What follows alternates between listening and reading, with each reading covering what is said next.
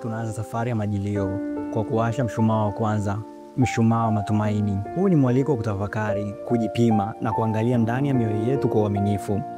Dominika ya kwanza inatukumbusha jambo moja la msingi: tumaini. Tumaini ndio mwanga wa kwanza unaovunja giza. Ni mwanga wa kutukumbusha kuwa Mungu bado anatenda hata pale tunapohisi mambo yamesimama. Ni mwanga wa kutufundisha kwamba safari ya kiroho inaanza na kuamini kabla ya kuona. Katika kipindi hiki tunajiuliza, je, moyo wangu bado una nafasi ya kutumaini?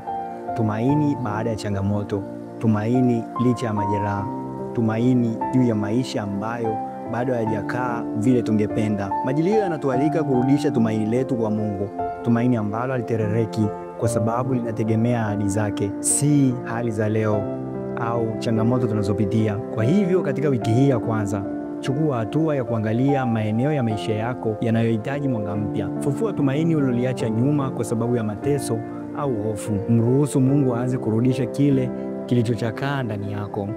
Mshumaa wa tumaini unatukumbusha kuwa safari ya kumkaribia Kristo inaanza kwa moyo unaoamini.